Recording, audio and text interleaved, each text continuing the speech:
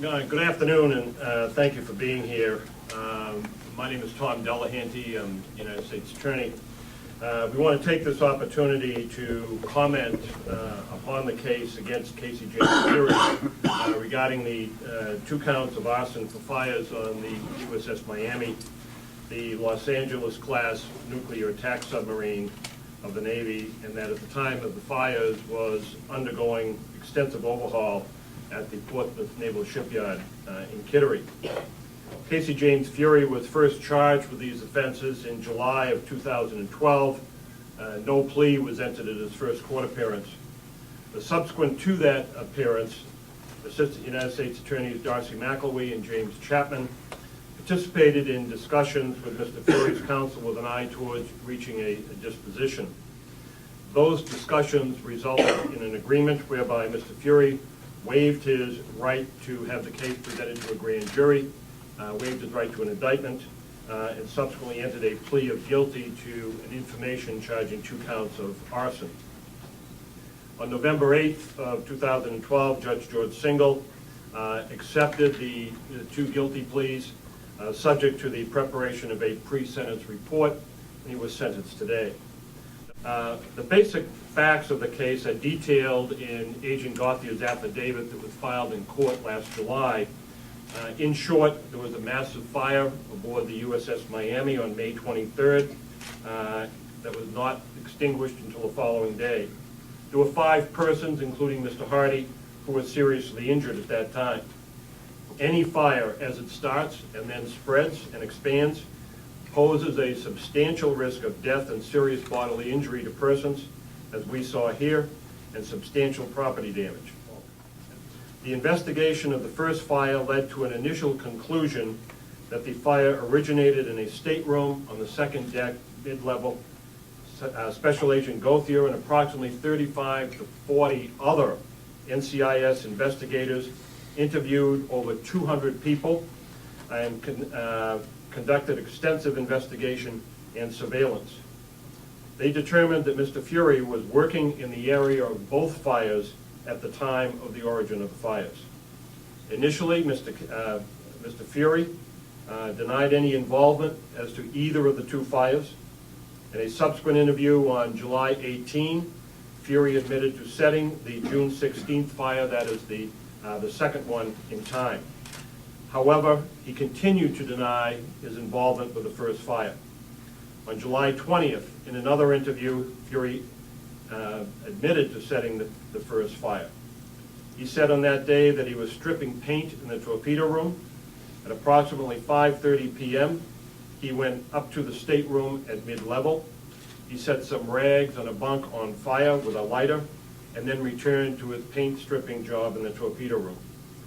Shortly afterward, Fury's working partner smelled smoke and pulled the alarm.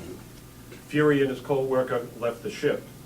Unfortunately, by that time, the fire had progressed to the point where it could not be put out with small extinguishers, and Fury then later stated that he started the fire so he could get out of work. After admitting to the fires, he accompanied the investigators on a walkthrough of the USS Pasadena, which is also a attack submarine very similar to the Miami, and he demonstrated to the agents how he had actually set the fires. The initial estimate of damages of $400 million was based only on a preliminary assessment. According to Navy officials, as unrestricted access to the Miami was restored, further evaluations refined the damage assessment to more than $450 million, which is a sum that will have to be determined later, the final sum. Now, these damage estimates are over and above the cost of the initial scheduled overhaul. In addition, Admiral Breckenridge can address the impact that the loss of the Miami has had and will have on naval operations. I'm Rear Admiral Rick Breckenridge, Commander Submarine Group 2 in Groton, Connecticut. And as Commander of submarines in this region, the USS Miami is one of the submarines under my responsibility. As the Navy's representative, I was present today to bear witness to the proceedings carried out by the U.S. District Court, District of Maine, and the Honorable Judge George Singal. Today's sentencing hearing of Mr. Fury closes one chapter on last year's historical and tragic experience that impacted our submarine force, disrupting the lives of countless officers, sailors, who serve our Navy, as well as the maintenance and operational schedule of the entire submarine force.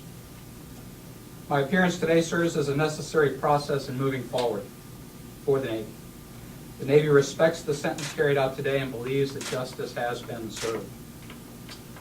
I want to personally point out that throughout today's hearing, I cannot help but reflect on the incredible heroic efforts of the firefighters throughout Maine and New Hampshire who risked their lives to subdue the raging fire on board USS Miami. And I want to thank them again for their courageous efforts through the night of May 23rd. And Eric, thank you so much for being here and representing those heroes that contained that fire and put it out, saving further damage to this warship. Yeah, I guess the best way to explain it to anybody is to get yourself a wood stove. Light a fire in the wood stove, throw a bunch of plastics, a bunch of paint, a bunch of wood in there, and just let it go, and then climb down the chimney and try to put it out. That's the easiest way I can explain it. It's hotter than Hades.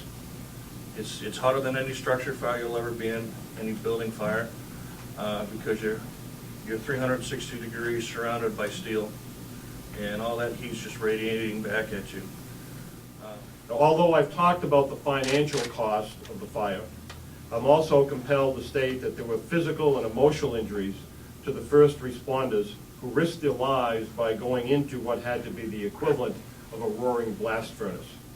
If you were at the sentencing proceeding, you heard Mr. Hardy, a first responder firefighter who suffered serious injury as he answered the judge's questions about the conditions on the ship.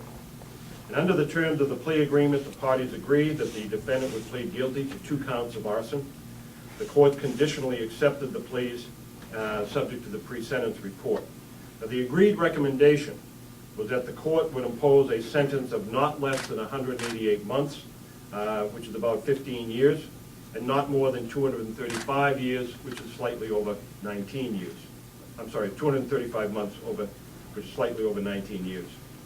The parties further agreed that the loss caused by the first fire between $200 and $400 million, and that this amount was established for the purposes of determining the offense level within the sentencing guidelines. That had to be done. We had to find some amount of damage that would fit into the guidelines to know what the proper range of sentencing would be.